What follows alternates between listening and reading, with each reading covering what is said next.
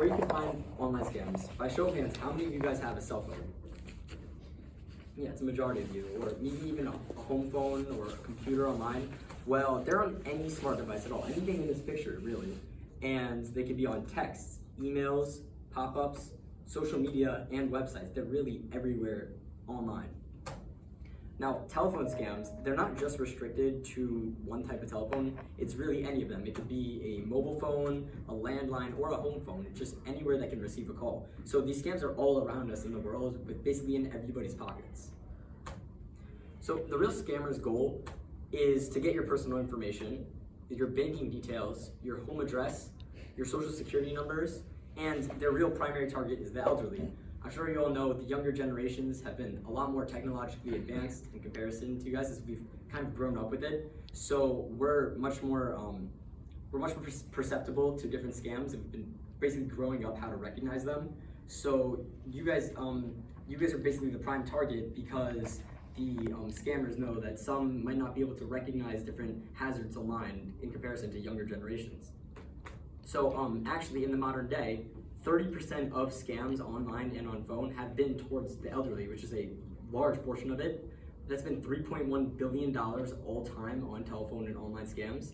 And just in our local community in Woodmere, I think this was about last week, a 71-year-old woman was scammed out of $50,000, which is terrible if you consider things like necessary expenditures and various different like pricing things like like her retirement plan, etc. So I'm going to be going over the 4 main scams, the most prevalent ones that you're going to see in just the modern day. We have phishing scams, spelled with a PH, and they're basically fake emails pretending to be an organization or a person, and they want you to click a link or to type in some personal information. So for example, in this email right here, we have a generic university, an unknown email, and they're basically sending a very bland email address requesting for, within 24 hours, your password, which clearly is going to be a scam because you've A, never heard of the email address, and B, you really don't know about what this link is and you can't trust it. So in the future, I'm going to teach you guys how to be able to recognize these immediately and get rid of them quick. Now we have imposter scams. So this is impersonating loved ones through calls and emails, and basically it's essentially phishing, but for an individual person. And as I'm sure you've all heard, it's the #1 word of all of last year. It's AI, the voices that can be created with AI using just a small snippet of one's voice sample can replicate it and be used to harm elderly and to scam them out of various different types of like monetary goods and personal information. So this has greatly contributed to the prevalence of these scams. So I'm going to explain my personal connection that I mentioned before is my grandpa's story.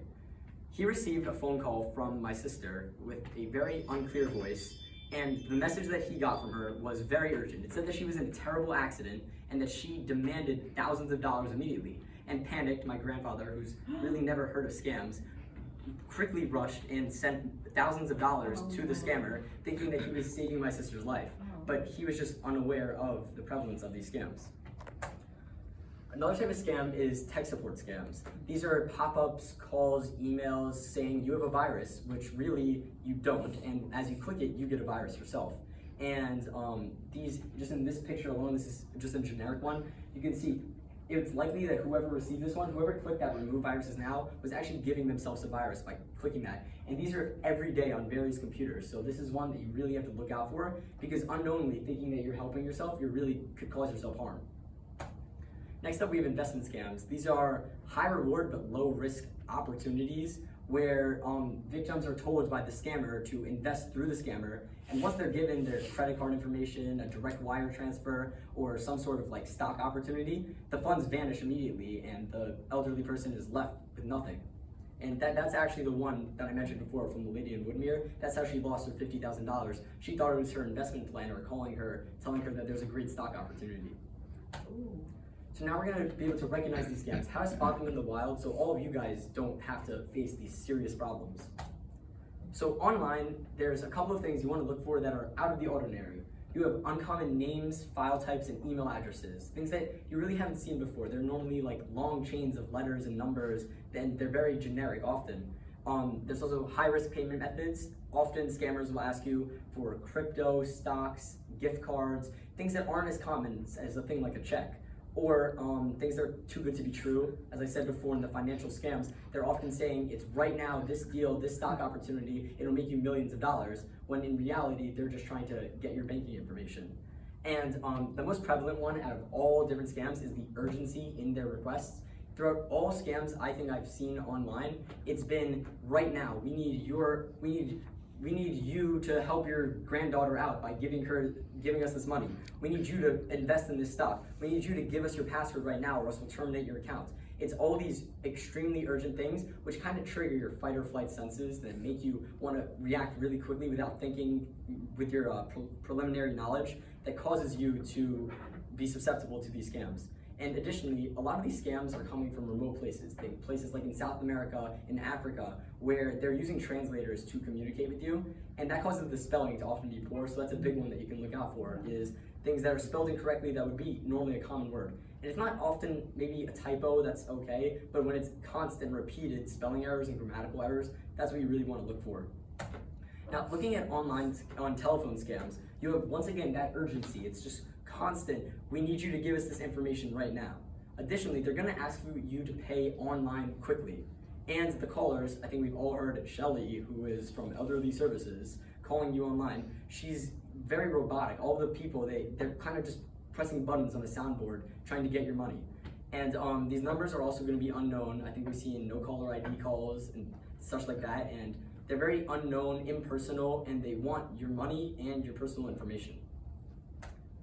And I know this one doesn't sound the most common, but I've seen it time and time again online while researching for this project. The police will not arrest you via phone and charge bail on your credit card in the same call. Oftentimes, scammers will call someone claiming that they or a loved one has been arrested, and they'll want the bail via credit card on the phone on the spot immediately, which sounds kind of idiotic, but when you're panicked and you just want to make sure that your loved one or even yourself isn't getting arrested and isn't in trouble, you'll do whatever it takes to pay that money to help out that loved one. So this is a very common one that I just cannot stress enough on how you should recognize it and just try to think logically when you're receiving one of these calls and how it is a scam. So I'm just gonna tie these two together with the major trends of both online and telephone scams. We have the urgency, as I said again, they are constantly trying to get you to just think quick and buy and give them your information. We have requests from strangers. There will either be a unknown email address or a unknown number. We have requests for personal information. Typically, you're not gonna have an organization ask you your social security number in an email. It's just very uncommon, and that's why these scammers like to use it, because it seems like maybe they could ask you for it, and that slight idea of possibly it being true causes people to fall for the scams. And then we have, as I said before, poor grammar, spelling, and pronunciation. This is across both on phone, if they have a thick accent or they cannot speak English very well, versus on an email address or an email when they're using grammar very poorly. So now we're gonna play a quick game, Spot the Scam, where I'm gonna present to you an example of a email, a phone call, or a text message, and you're gonna have to recognize if it's a scam and what type of scam that is among phishing, telephone scams, as I said before, the financial scams, as I said, the various different types. So first up, we have this email from some confusing email address from Australia saying that your delivery has failed, and they're requesting you to update your email address, or else they're going to charge you holding fees. So keep in mind that urgency. They're saying if you don't give us your email address right now and update your home address, then we're going to charge you money. So do you guys think, by show of hands, is this a scam? Yes. Yes. So do any of you know which type of scam this is? Between phishing, yeah, you just said it is phishing scam. They're pretending to be an organization, and they're trying to use urgency to get you to give your personal information. So next up, we have a text from an unknown number, and it's saying, hey, it's Teresa, do you remember this photo? And keep in mind, when it's blue with an underline, it means that it's a link. Do you guys think that this is a scam? Of course. Yeah. And which type? Imposter. Imposter, yeah. So this may be a scammer who saw on your Instagram, for example, or your Facebook, that you have a friend named Teresa, and they're trying to pretend to be them for you to click this link. This one is very common on things like iMessage and different texting services because it's very quick, and you don't think to see if it's actually your friend or not from that unknown number. Now we have a phone call here saying, "Hi Daniel, my name is Adam and I'm calling from Telnet. How are you? Your $40 monthly contract ends soon. If you'd like to upgrade to a new phone, we can send you paperwork, or you can visit us in store to arrange it." Do you guys think this one's a scam? Well, actually, it's not a scam. Really? This is where you have to keep in mind the slight differences between something that seemingly is a scam versus something that's not. Because they're offering to do an in-store fix. Think about how many people in South Africa are going to have the resources to offer a scam in person in your home location. So because they're offering something like an in-person service, it is much more likely that it's not a scam. And it's also likely that this man uses Telnet or whatever service they provide, as long as it's not a generic one, that he has an account and that he actually does have this contract. Next up, we have this text from, once again, an unregistered number saying that your credit card is temporarily suspended, and to lock the account, you should click this link. Yeah, I can't even ask you this question. Obviously, it is a scam, and it's, once again, both financial and phishing, because they're trying to draw on your personal credit card information, but they're also pretending to be your credit card company. Right. Next up, we have another call. This is Frank Johnson from the Australian tax office calling for a desired amount of money, and he wants the money paid out in either a bank transfer or iTunes gift cards. And this one, another obvious one, there's no way that an official organization is gonna want to use money to spend it for music. This one is clearly a phishing scam again, and it also ties into the financial one once again because it is requesting you to use money. Now, going back to my grandfather's story, we're gonna point out the red flags of what happened and things that you could spot out if this was you in this situation. So he receives a call from an unknown number claiming to be my sister. In this line, does anybody see a red flag right there? Anybody want to raise their hand? The unknown number, yeah, exactly. So that unknown number, that's completely a red flag because it's likely that he would have my sister's phone number saved. Next up, we have just a little sub-point is that the voice was a little unclear, and that itself is a red flag as well because, as I said, the AI voices, they're kind of an earlier technology, so it's not like they're 100% spot on yet. So that is already a second red flag. And the call was urgent too. Now, urgency is not always going to be a scam because there are urgent things that happen in our everyday lives, but because it was already two red flags, you could point that one as another one. Now, her being in an accident isn't necessarily a red flag at all because it could be a completely plausible situation. But because it demanded thousands of dollars on the phone immediately, that's more than enough evidence to prove that this is a scam and that it's not really my sister. So next up, we're gonna go into prevention and safeguarding so that you guys know how to stop yourself from getting scammed and how to really just stay away from that realm entirely. We have green flags online. This is basically the opposite of the red flags that I said before. You have a secure URL. I don't know how many of you guys use Google that often, but you've probably seen this little padlock in the corner. That means that the website can be trusted. It's not going to implement malware or a virus on your computer, and that it is a very veritable site. Then you're gonna not see a lot of spelling errors. It's, once again, the opposite of what I said before. It's not gonna be a bunch of long strings of text or crazy grammar errors because this is supposed to be an official website.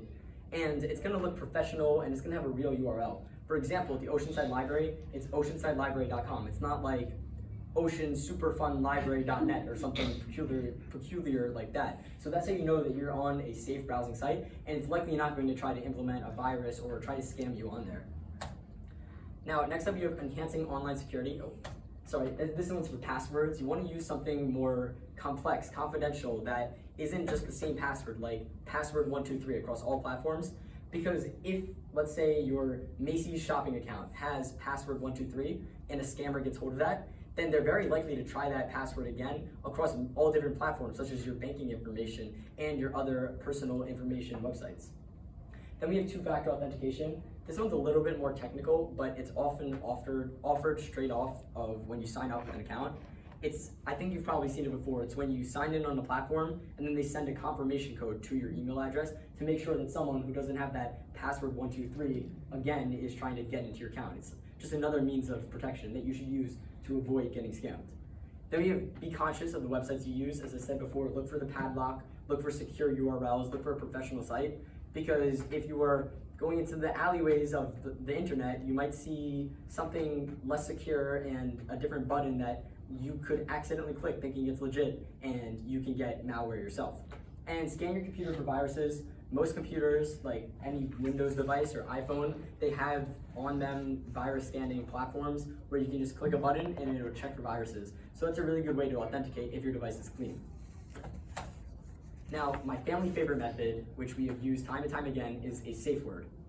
Basically, what a safe word is a trusted word between only the people in the family that know the word, and it's a way to verify each other. So, for example, if a man is trying to pick up my little sister, and she doesn't want to go in the car with him, she'll say, to verify if it's really a person she should get in the car with or not, what's the password, what's the safe word? And if he doesn't know it, then she obviously knows that she shouldn't go in the car with him, which is a good means of protection. But when you do the safe word and you're using it, it should be something abnormal. It shouldn't be something that you use in everyday conversation, like the word "the" or something like very common like that. You want to do something more peculiar, like ruby red shoes, which used to be my family's password, and we really don't see that word ever unless it's something we're watching The Wizard of Oz. Or we have glue stick. We don't do arts and crafts much, so that doesn't come up. Or cucumber either. It's just something that's slightly out of the ordinary that you can use in a situation to verify each other. Additionally, you want this to be secret. You want it to be completely out of ears of anybody else in the family and only the trusted members who you've given it to, so that it doesn't really break the security of the safe word. Because if one person knows it and shares it around, then a scammer could use it on a family member, specifically an elderly, so that they can basically use deceit to trick them into seeming like they are the real person, but they're not. So we're gonna tie this back into my grandfather's situation. We picked out all of the red flags already. The unknown number, the voice was unclear, it was urgent, it demanded a lot of money. But had my grandfather just stopped and said, "What's the password?" to the scammer who's pretending to be my sister, that would have completely saved him from thousands and thousands of dollars. And this is really why I'm doing this presentation for you today, is to give you, if any of you can remember just one simple thing from any of the solutions I've given, then this could prevent a lot of harm to any of you or your families. So there's other uses of the safe word. As I said before, when you have a trusted friend pick up, let's say you have your neighbor picking up your child from school, you can inform the neighbor the password so that your child knows that it's legit and that they'll go with the trusted person. Additionally, let's say you're in a comfortable position. This is often used with teenagers. If you're in a party and they really don't want to be around there's something wrong there, and they can't say it out loud because it could be embarrassing or they could be in danger, then they can always say on the phone, "Hey Dad, I really miss my ruby red shoes at home," and that kind of informs him without blatantly saying it. It informs him of the danger that they're in to pick them up. So that's another great way, separate from online and telephone scams, that safe words can be used in practicality. Now, if you are scammed, unfortunately, because it has happened, as we've seen many times, and it probably will happen in the future, if you are scammed, there's different things you have to know for that. And if you are scammed with a credit card, for example, you should immediately contact your credit card company, tell them that it's a fraudulent charge, try to get it voided, and also rush to get your credit card, the number changed, so that they don't, so that the scammer who has your credit card information isn't using it for more purchases. If you send cash in the mail, the U.S. Postal Inspection Service has a really good process to quickly try to isolate that one parcel of mail and take it out of the stream and give it back to you, which could really save you if you sent thousands of dollars or an important check. And then if it's something else like Venmo or something less secure, you might have to contact the platform or company to inform them, because they do have things in place, but it's not as guaranteed as if you had a credit card company. Next up, we have, if you give a scammer information, a social security number is possibly the worst thing you can give out to a scammer, because the process is slow and not guaranteed if it'll protect you. But identitytheft.gov, which is, as we've pointed out, correct spelling, a very secure website, they have steps depending on your situation to try to help you out and make it where you're not going to, where they can try to recover your social security number from danger. And then if you give a password out, you want to immediately change the password to the application if possible, or if not, you want to remove any banking, credit card information, any personal information from these platforms, so that the scammers can't get access from the one point source they have to other different platforms.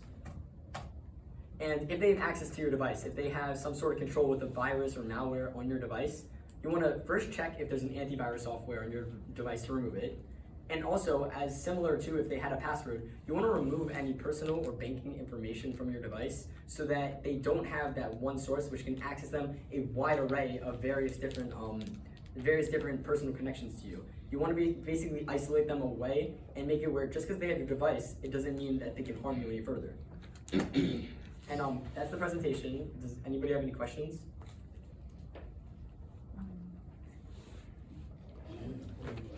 I have a question.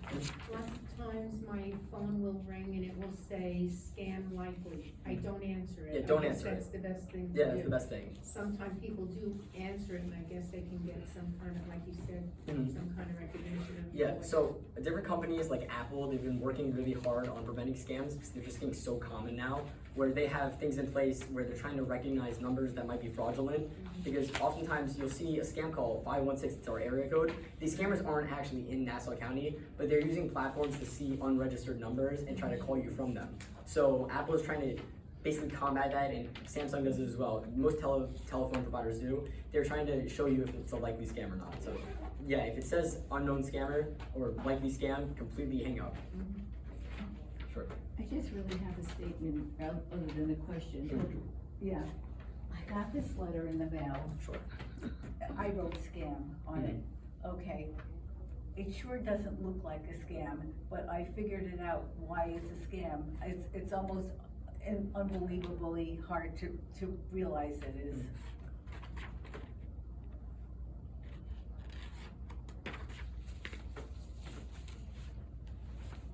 I can pass it around. I can tell you what it was that led me to realize it was a scam. It's almost it's truly. Yeah, she'll pass it around and explain it. So Okay.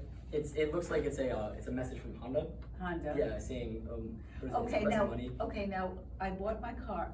After I leased my car, I had a choice to buy it or to return it. So I bought it and I paid for it fully. And then I get this letter in the mail. It's from Honda. It says your lease agreement has matured and immediate action required. Purchase or return your vehicle. I already purchased it a month before. Okay, but it looks so real, and the only way I was able to tell it wasn't real is there's a phone number on here. I have Should be right there. yeah, there's a phone number here. So I typed that phone number into my search browser on my computer, and it said that is a scam telephone number. Yeah. So that's how I did it. You have to see this. Maybe we'll Yeah. pass And it around. this was sent first class mail? Yes, first class mail. Yeah, so this is kind of tying into when we were looking at that the spot the scam game, and there was one that kind of seemed like it could be, but in actuality it wasn't. This is the opposite, where it looks just so legit, where they're being able to fabricate a letter that's so official you think it's real, but it's just that one slight detail, that one slight thing. It could have been a spelling error for all we know. That could have been the red flag. It's that one fraudulent number that shows you that it's a scam, and that's what you have to stay vigilant of. Yeah. Does anybody else have any other questions? I just have a comment. I just got one from Best Buy on my computer. So I printed it out. I went to Best Buy and he says, we know about it. We're looking into it. It's a scam. I knew that. Wow. I already knew it, but I just wanted to verify. I wanted them to know what was going on. There was one kicking around from the Bed Bath and Beyond, they closed, saying, oh yeah, we're selling this stuff, our stores are closed, but we're selling this stuff at auction, it was ridiculous prices. Yeah. You can tell by the prices it was. Yeah, the scammers are they're trying to use modern events and things in the community too, just to try to target you. 'Cause they basically bagged on the Bed Bath and Beyond closures to try to get you.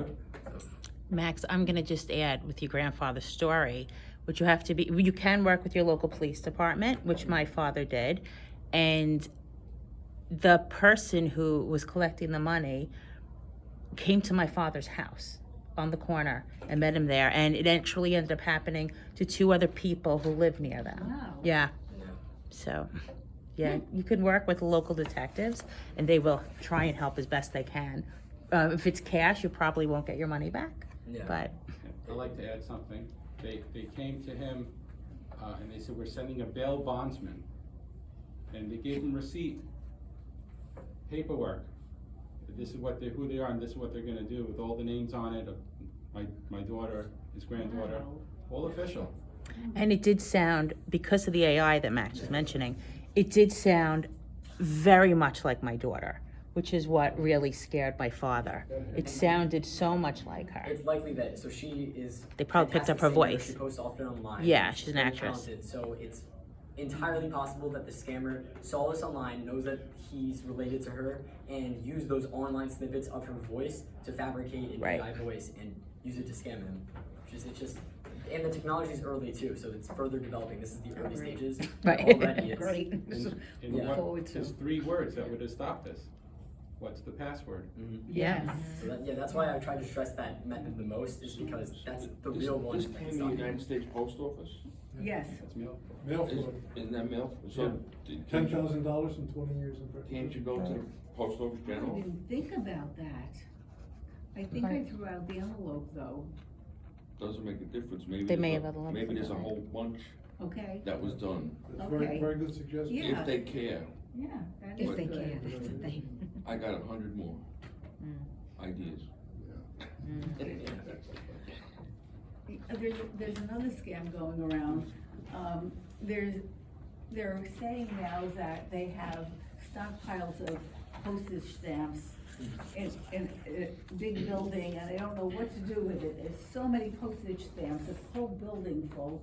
So they're selling United States postal stamps for like 20 cents each instead of the normal price. Yeah. And that is a scam. Wow. Yeah, the way I found out is because my husband said to me, not him, he's my friend, okay, he's smarter than that. Double duty. Okay, he said to me, oh yes, this is for sure. He said, I have heard about this also, they're stockpiling them, there's so many stamps, they're overloaded with stamps. And so I said, okay, well then I'll send for them. So I did, and I did it with PayPal. PayPal. PayPal, yes, okay. So, so then after I paid for it with PayPal, I thought to myself, this doesn't sound right at all, this is ridiculous. Stamps are small, you know, how can they possibly have a whole building full of stamps? It's impossible. So I looked it up, postage stamp scam, and sure enough, there were so many articles about it. And then I went back to PayPal and I noticed that it was being sent from someplace in China because the characters of the address that's sending it to me was all in Chinese. It was like Chinese letters. Wow. So I immediately said, this is a scam, I made a mistake. Please do not take this, you know, return my money, and I don't want these stamps. Wow. Did they? Yes, PayPal immediately did that, You're lucky Here you girl. go. yeah. I had the same thing with stamps on Amazon, thought I was getting a great deal, stamps at half price. I bought them, they were shipped to me, something was off, didn't look right. Went to the post office, he said, these aren't real stamps. I said, well, what do I do? He said, well, you can call the postal police. So I called the postal police, tried to make a case, and they were like too busy to take the call.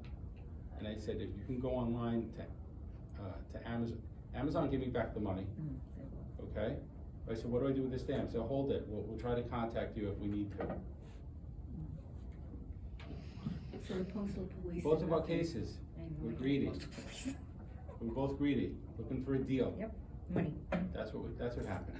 Is there anybody who hasn't gotten a call from somebody pretending to be a grandchild who's been in an accident and he needs money right now? I had my grandchild. Everybody, must be everybody has No, I gotten never that call. did. No, Just I didn't get ask it him some either. questions that My only grandchild's only your 14. grandchild would know. Right. And Yeah. he may get close to some of them, but you're gonna know right away that this guy's not your family. I got one a couple of weeks ago, and he says, I have the money home, I'll pay you back. I said, good, I have the key to your house, where's the money, I'll go get it right now.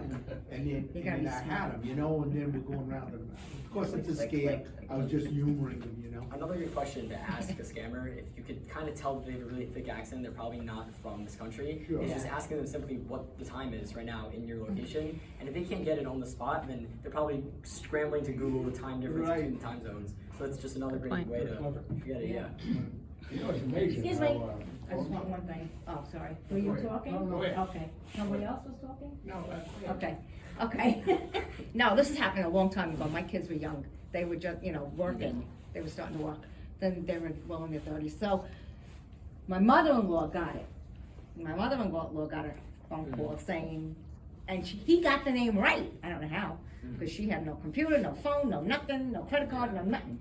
So this is, I'm talking like years ago. So she got nervous, they said, like, and he got the name right, Kevin. I don't know if that was a fluke or what, but she says, grandson is in a different country, whatever, he's on vacation, got an accident, need the money, blah, blah, blah, whatever. So she's like, I thought Kevin was working. So anyway, she's like, give me your number. He gave her the number. I'll get back to you. Hung up, called my husband and said, where's Kevin? He's working, why? And then she said what happened. Of course, she never called him back, but whatever. Yeah. But she was smart enough to call and hang up, get the phone number, hang up and call my husband, say, where is Kevin? Yeah. So Kevin was here in the States working. Yeah, that's the biggest thing. But this is a long time ago. Yeah, it's a like long time ago. once you get one of these scam calls, it's just trying to pause and just think logically. Like Kevin, he's working, he's probably not on vacation, but it's just the urgency that they try to like tag your heart in, like he's in an accident right now. Oh, she was That's a kinda, wreck. Yeah, She was a exactly. wreck. That's why you really just have to take a second and just pause. That's and what just she did. Think with a clear head, like, is this situation plausible? Who can I verify this with? Mhm. Yeah. Yeah, so it's not just now, it's been happening a Yeah. very long time, but yeah, but she has no credit card, so that wouldn't even help her. Any others? Rodney Dangerfield, I was listening today, he was kidnapped. And they cut off his finger and sent it to the kidnapper. And his father goes, I want more proof. Oh, God, that's funny. Any others? You know, it's amazing how they can imitate your voice. That's scary. Voice. My grandson, he's in That's college, scary. he called me, and I know him well, I know his voice, he called, Grandpa. I said, how you doing? He said, not too good right now. He told me all this stuff, and they had everything down to the T. Really. So I called my son, I said, you know about Boo? Grandpa Boo? He said, no, what? He said, I think he's in Cheyenne from, he's a good student, then. He said, I hear that, I know he's up there. So he called my grandson's mother, and she's in Denver also. She said, oh, he's at home sleeping in bed. Yeah, And I said, exactly. I was ready to go because I was gonna, he Always told me second. that, Yeah. he had been in an accident and the lady who had an accident with was, he think he ran the light and she was pregnant and they had to take her out because they think she was aborting and all. And he said, oh, I'm so sorry. Oh, and I was so, oh. Scary. It really had me shook up, really. It's bad. It does, it gets you, yeah. Yeah, She was frantic, but she said, no, just give me a number. So, you gotta have a second thing to go to, I don't wanna rock the boat, but, there's a scam now, and I don't trust checks anymore. You write a check and put it in the mail, I'm Just go telling to the you, post office. it goes, it just disappears, and it goes Yeah. to a guy who adjusts the check, Yeah, and cashes change the it, name. changes the amount. Yeah, the man, You write a check for $100, he just erases, somehow they erase They erase the it, name right. Yeah. and the amounts. Yeah. They leave your signature on, they leave the routing number and the check Yeah. number. They dip it in acetone. Dip it in They dip it in acetone, and they acetone? cash a check that you wrote for $100, and he'll cash it for $9,000. Wow. And he'll take, if you have it, they'll take it out of your account. Yeah. And you gotta stay on your checking account, Oh, check yeah. it every week, and look for crazy Yeah. checks that are cashed. So then I thought, well, this happened to me a couple of years ago. I mailed 2 checks in mailbox on the corner. The post office got smart. Used to be like you open it up Yeah. and you Right. could put like a box in there. now the slot is this Oh, yeah, you big. can't. So I went to the police and they said, well, what they do is they come with a hanger at night and they, with something sticky, and they pull it out. It's much worse than that. They have mugged mailmen Oh, in yeah. various places. Wow. And they get Yeah. the key to the mailbox that opens the whole box. Right. That key Right. opens every mailbox, maybe in America. Which is And stupid. somebody has Yeah. that key, a couple of people have that key. Dumb. You don't have to worry about the slot, they take it out. So they get your check, and now they can alter the checks. They know your account number, they know the routing number, they're into your account. Yeah. So you call the bank, the first thing the bank does is lock your checking account. Nothing can come out of the checking account, and you have to change your checking account. What does that mean? Anything that's debited like monthly, Yeah. all of that has to be changed. Right. Everything has to be Yeah. changed. It takes a long time to do this, it's a pain in the neck. Mhm. Go to the police, the police don't want, just my experience, they don't even wanna take the report. They don't wanna sit with you, just being annoyed, you're annoying them, that's my impression. And you'll That's never true. hear from them. One time I got a call from, they forwarded to the Nassau Police, this was a year and a half ago. He says, oh, we're working on it.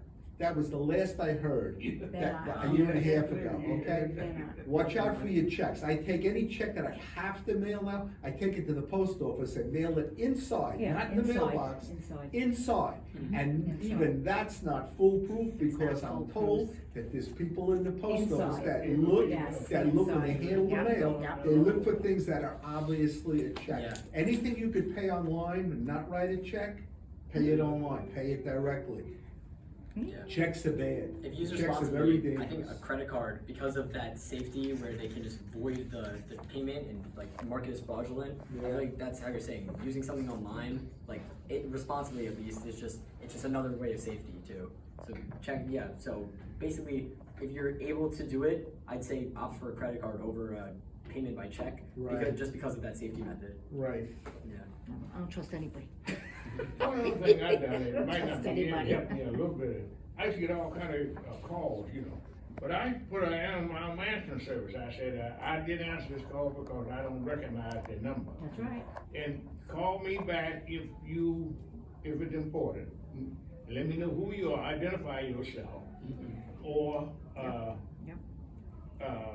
leave me a number, leave me something for me to call you back, you know. I mean, identify yourself. If it's important, let me know the importance of this call.